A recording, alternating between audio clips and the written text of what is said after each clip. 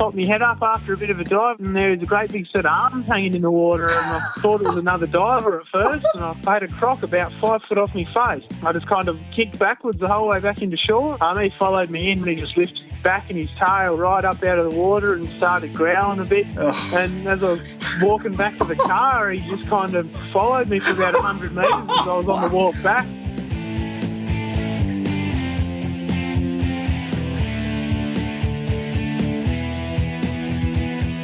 I wanted to share awesome experiences that you can have when you are in the water, and that's why I started spearfishing. I just clamped down on the reel and got drugged down to about 50 feet, and I'd never had a battle like that before in my life. So when you're learning where to hunt and find fish, they're the hot spots. It's where fish want to be. Don't overcomplicate your gear. Don't go diving dressed up like a Christmas tree. I actually started off in stubbies with a bloody belt with a pig knife on it. And they've seen this big fin break the surface, roll into the water, look down, here's this nice big great white. Oh. Once your face hits the water and you feel relaxed and all the other stresses of life seem to disappear. It's a whole new world and it's mysterious, it's magical. Beats the shit out of netting anyway. Oh yeah.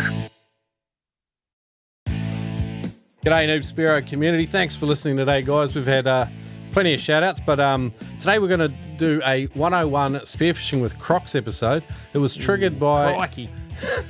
Thanks, Steve. It was triggered by an email from one of our listeners. We'll get to that in a sec, but before we do, a couple of shout outs. So Eric Fox in Connecticut, USA, which is adjacent to New York City and close to Rhode Island, where he does a lot of his spearfishing. He was keen on us interviewing Mark Healy, who we've also reached out to. And if anyone knows Mark, I'd love it if you encourage him to come on the show. Turbo, you got a shout out? Yeah, mate. I just want to make a quick shout out. It's kind of a long one to Nick Blythe. Nick, unfortunately, and his partner has contracted ciguatera poisoning from a mackerel caught off the central coast of New South Wales. Mate, hang in there. It's going to get better. He's in a world of pain. And fortunately for Nick, he didn't feed it to his son. He's got a baby boy, and luckily he didn't have any of the fish. So wish you all the best, and even your mate and his girlfriend, your whole crew. We just hope you get better. And if anyone else wants to know about ciguatera, go back and listen to that episode, because Turbo had his own bout of ciguatera. And it's what's interesting is Nick listened to that podcast episode a week before he got ciguatera, and he said it was just in the back of his mind when he was cooking the fish, and he thought, I won't give it to the young fella in case he gets crooked. Yeah, right. Brilliant. Yeah, good Saving stuff. lives, mate. Cool. Next shout out to Ben Roberts from Seattle, Washington. He's a Pacific Northwest Spearo. So him and his wife are dive buddies, believe it or not. And so he's bloody lucky, and his wife's a Spearo. So yeah, so in their area, spearfishing is not a huge sport, so they've had trouble finding other dive buddies. So if you are in the Seattle area and you want a dive buddy, look up Ben Roberts. He'd love to have you. And they sound like a couple of characters, actually. I think we might have to get them on the show, Turbo. Yeah, absolutely. So, who else you got, mate?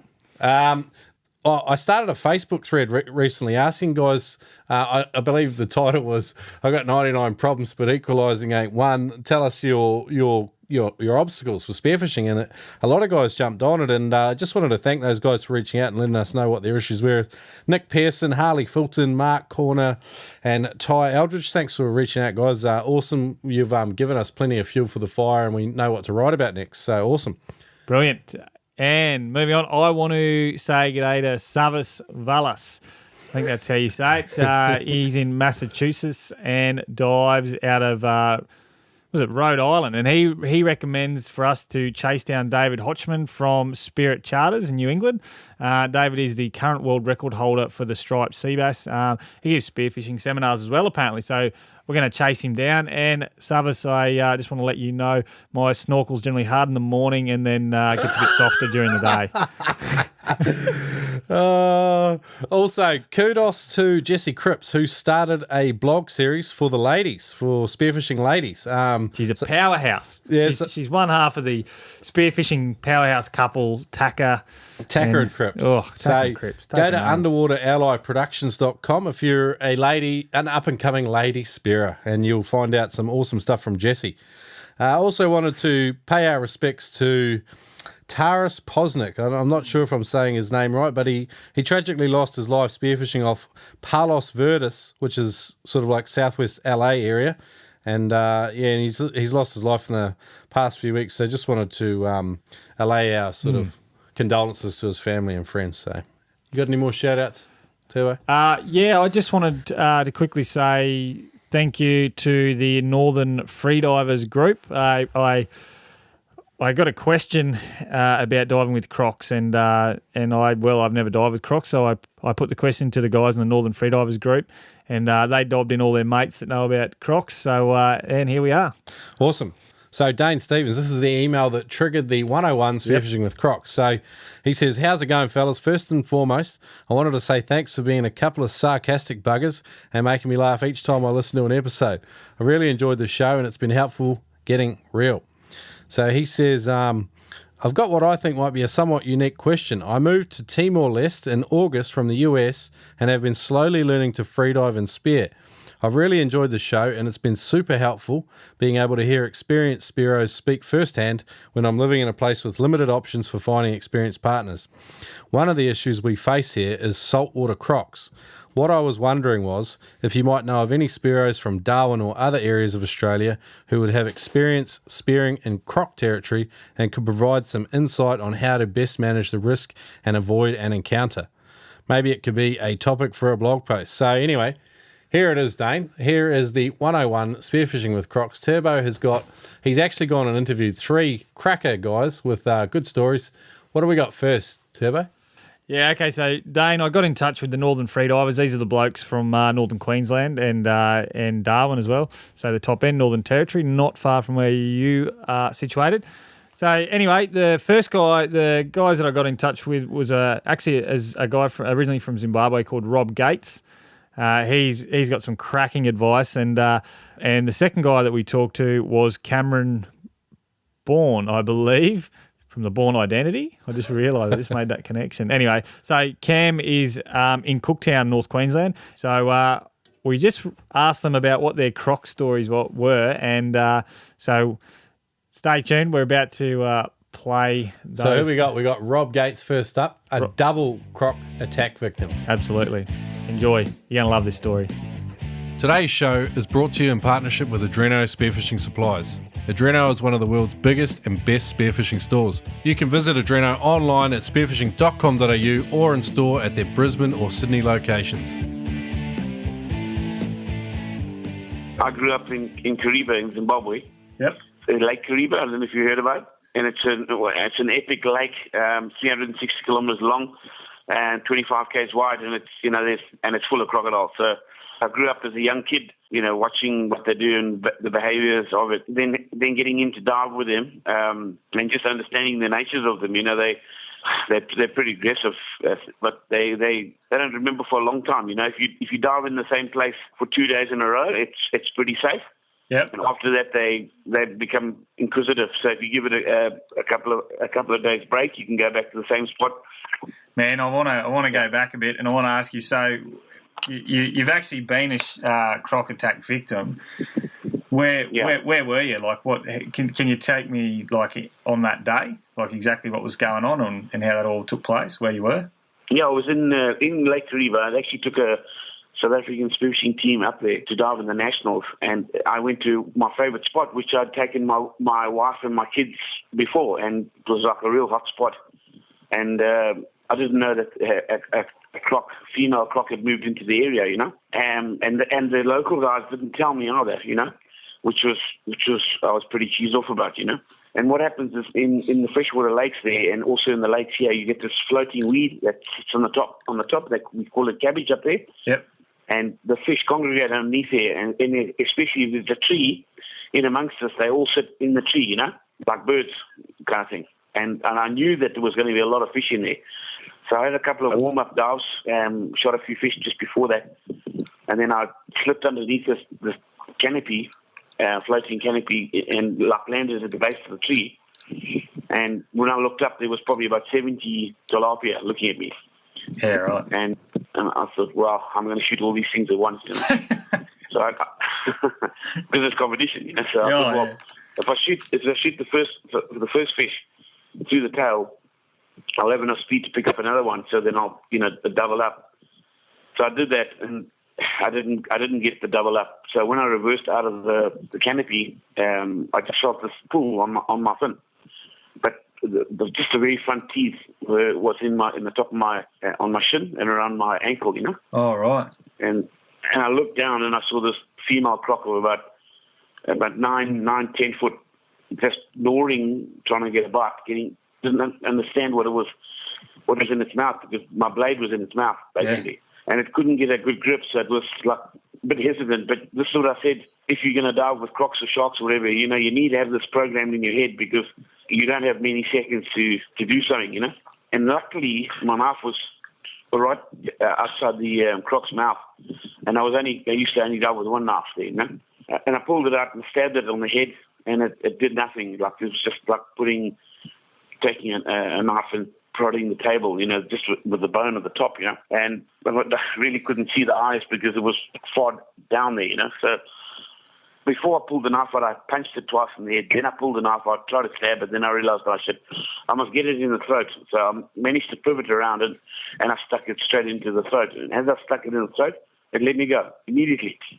Right. It came up next to me with the mouth wide open, and I thought it was going to roll off the knife and gap it. So I thought, let me pull the knife out and stick it in again. Well, that was the wrong thing to do.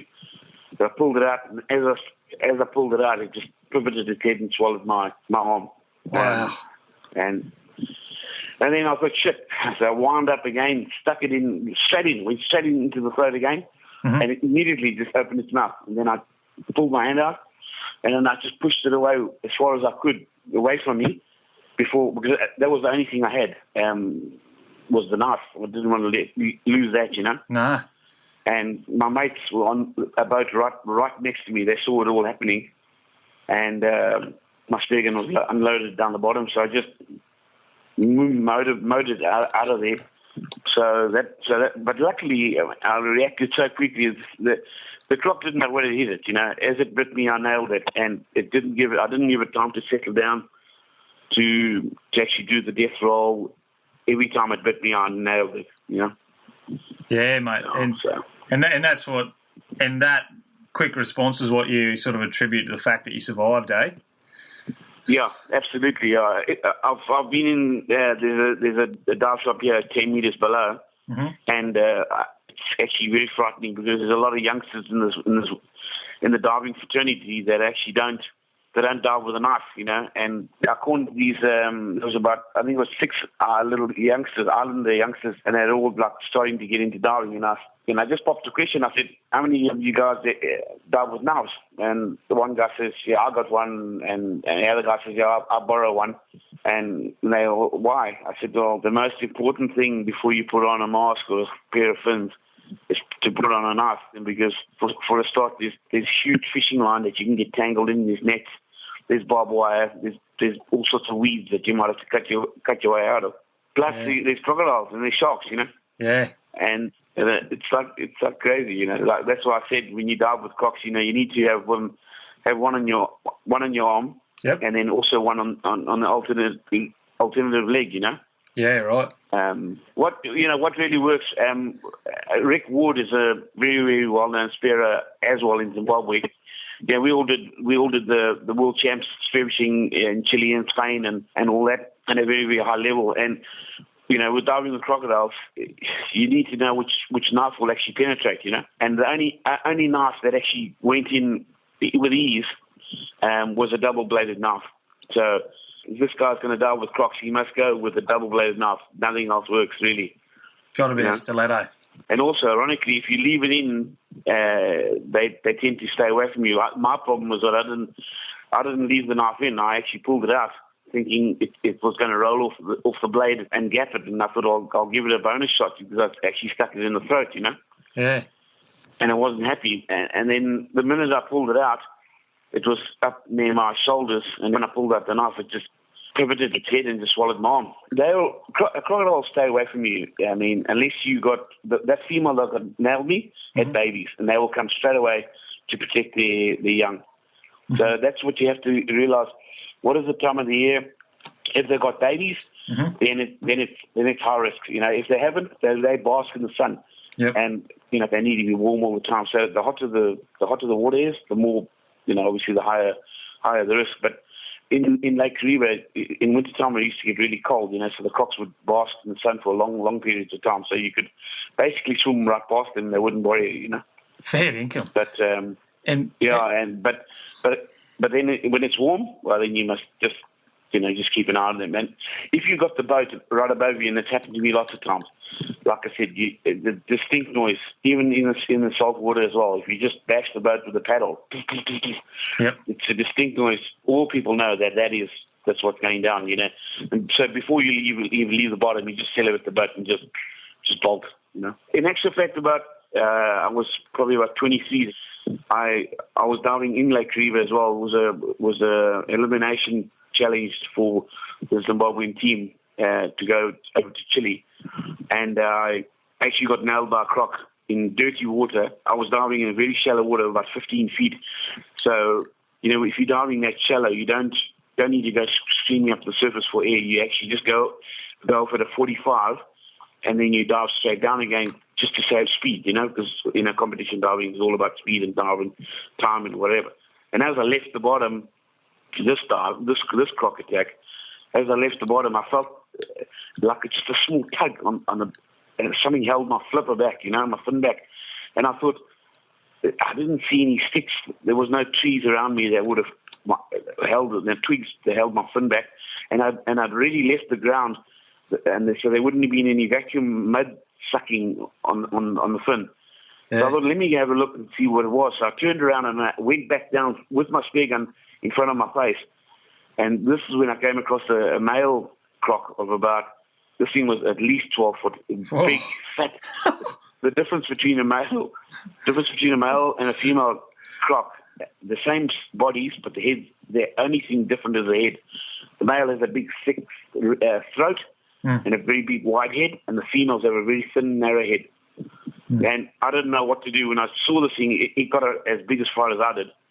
I just went back to try and shoot it in the collarbone to go into the heart and lung, Yeah. And to get a bit of velocity, and I shot it, and I was backing upwards, and it was sitting there, and I shot it with a good spear gun, and it went straight into that big fat neck roll, and I didn't know what to do, and then it was just like lying in the middle of nowhere, just shaking its head. So I went underneath it, and it was silhouetted above me, and I thought, well, if this doesn't do anything, and it comes for me, I'll just grab it around its throat.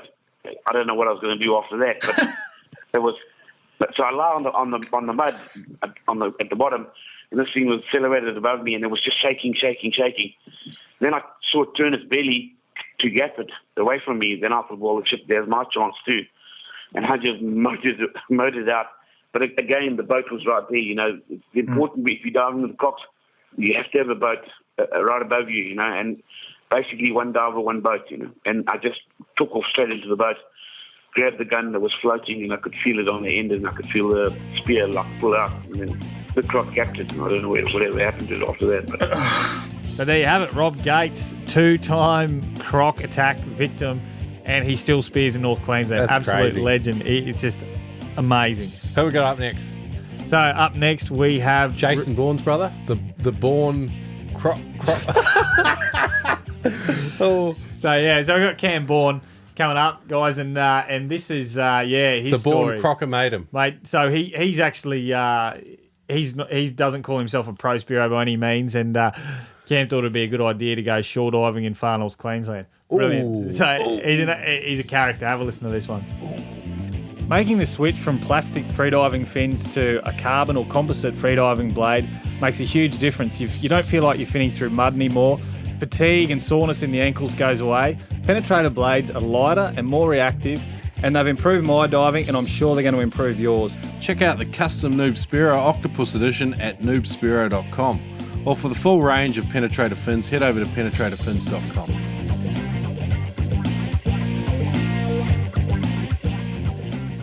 So where are you from, mate? Where are you diving? Up around Cooktown, up north of Cairns. We're hanging around at the moment and go for a bit of a dive when I can up this way. Yeah, right. Are you? Because you're from Taree, aren't you?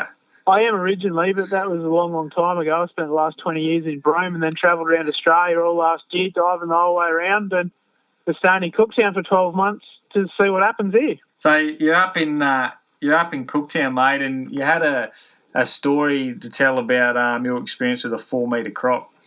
Yeah, I was out, just went out on my own one day, probably the worst thing I could have possibly done. Yeah.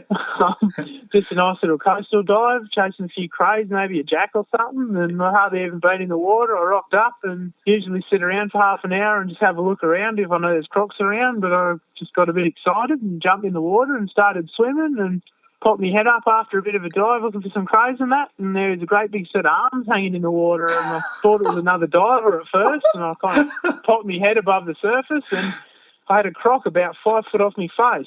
Oh, fair dink. So, yeah, like, the back of his head was as wide as my shoulders sort of thing, and I just kind of laid on my back real slowly and pointed a gun at his face and kicked backwards the whole way back into shore, and I was about 100 metres out. He followed me in most of the way back in, then kind of stopped 10 to 15 metres from shore, and I got to the edge and climbed out of the water, and he just lifted his back and his tail right up out of the water and started growling a bit and carrying on. So I got up on the rocks pretty quickly. Oh. And as I was walking back to the car, he just kind of followed me for about 100 metres as I was on the walk back, stayed about 10, 15 offshore. Oh, you're joking. Fuck. So it wasn't the greatest time of my life, but it was a bit of a rush. How's the heart rate? Yeah, it works. I can't believe that, man. That is unreal. By yourself too, man. That is absolutely crazy. It wasn't my smartest day ever. I've since changed my ways a little bit. And well, I wasn't game. Everyone I spoke to said, why didn't you just shoot it? But I wasn't game to pull the trigger because I didn't want to piss it off. I was just kind of hoping I was going to get away from it peacefully, and I seemed to this time. Yeah, and it didn't make a charge at you? Like a... No, not at all. If it wanted me, I'd be gone. I had no idea it was there until it was 5 foot off my face. That's phenomenal, man. That's an awesome story. I was being a bit careful, or thought I was, like popping my head up. Every time I came up for a breath, I'd pop my head up and have a good look around and see if there was anything floating around, but that wasn't enough. Oh, mate, you're a braver man than I am, mate. I'm not going to do it. Yeah. I think that's more just stupidity.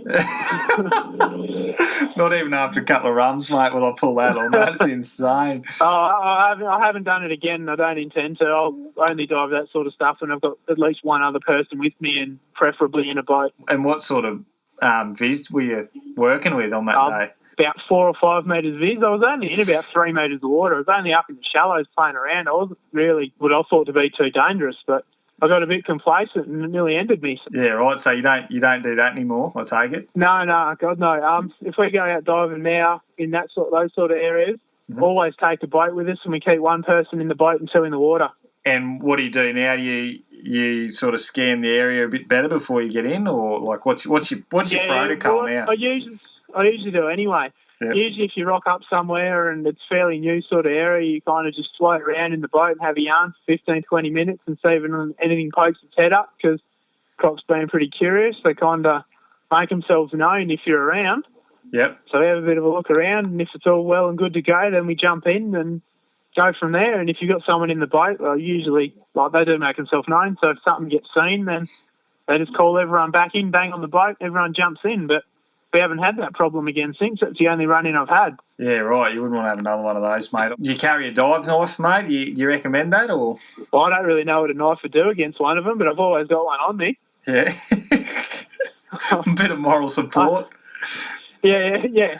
I had a run-in with a little shark about a month and a half ago, which my knife came in pretty handy with. Oh, yeah, take us through that. I was out and I'd shot a nice little trout, and I was all happy with that, swimming back to the boat, and this little white tip came up, and it was being a bit too cheeky and came in close, so I gave it a bit of a punch in the side of the head. Yeah. Then it came back in again and grabbed the fish, but it grabbed my finger at the same time. So I grabbed hold of it and just wrapped it up with a big bear hug, and I couldn't get my hand out of its mouth. It got a couple of my fingers. I had the Dyneema gloves on. It got out of a couple of fingers, but only broke through the gloves on one. I just wrapped it up in a bear hug and stabbed it in the head 100 times. It eventually died, and then I got my fingers out of its mouth and swam back to the boat. Oh, mate, what's going on? You're having a good run, eh? Holy shit. North Queensland's going to be the end of it. Oh, mate, you need to move back to Taree, I think. Betting.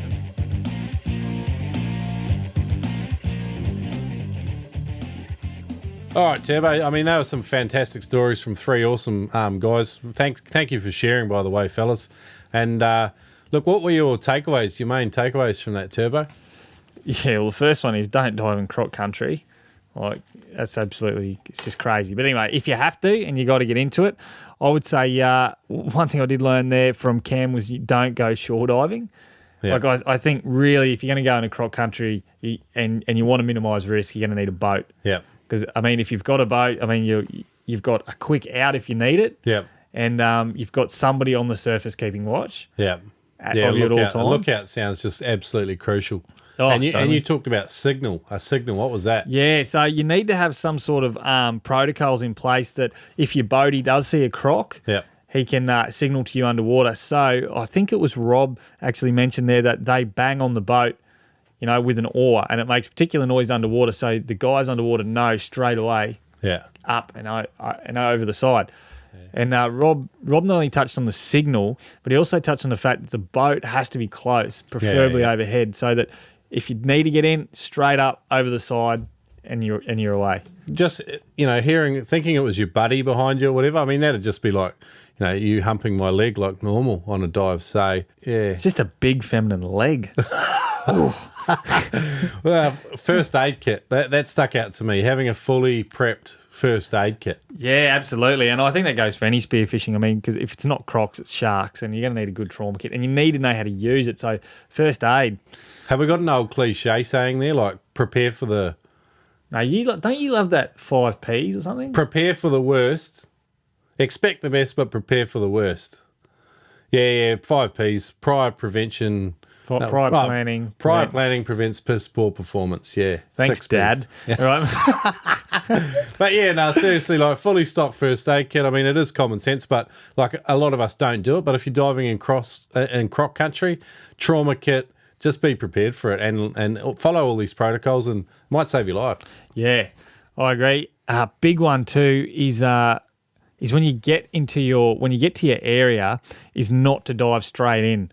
You need to spend 15, 20 minutes, maybe more, surveying your area for crocs. Okay. Yep. Just because they're coming up, or you're going to like survey the banks as well for stuff like crocodile slides. Yeah. So where they're sliding into the water, it's a dead giveaway. Yep. And and just any surfacing crocs around the area, and like you really need to know that area. So the other thing too is checking with local blokes like tackle stores or whatever, or other fishermen to see if they've seen crocs in your area. Yeah, even in like a little isolated rural sort of communities like they've probably got in Timor, surely the locals would have some information about what's around, and if you haven't got a dive buddy, I mean, using one of the locals with their boat and establishing a protocol with them, that might still have the same results, and keeping a sharp eye out and diving near the boat, keeping it close to you, I guess that's all you can sort of do, isn't it? Well, Dane said the local guys there said if you lead I think it was something like a clean life or a good life, then the croc won't touch you. Awesome. Let's put that tip in there. That's got to go. I love it. You reckon? Yeah. Bloody stuffed. I'm never going near the crocs again. Oh, my God. All right, so... sum it up. Yeah, no, there's more to go here, hey? Rob got attacked twice, eh? And he's got a good point here that you should carry 2 knives. Okay. All right, because one of his arms got bitten and one of his legs got bitten. Now, if he had the knife on that wasn't... If he couldn't access his knife... He'd be a goner. Now, that croc let him go because he stabbed it in the... Well, he tried to stab it in the head. He stabbed it in the throat. Yeah. And, I mean, I think that's...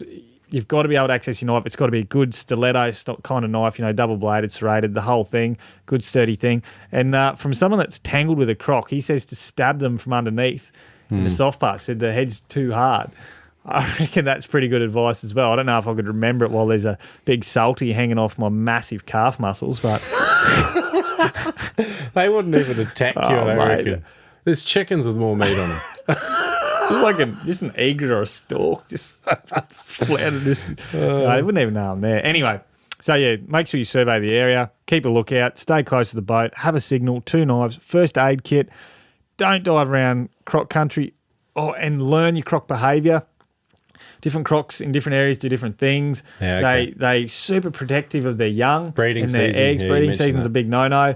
And Rob, his freshwater crocs, where he was, he said, they're under the they're under the weed mats, and they're hanging around, schools of tilapia. So, there's a few things to keep in mind.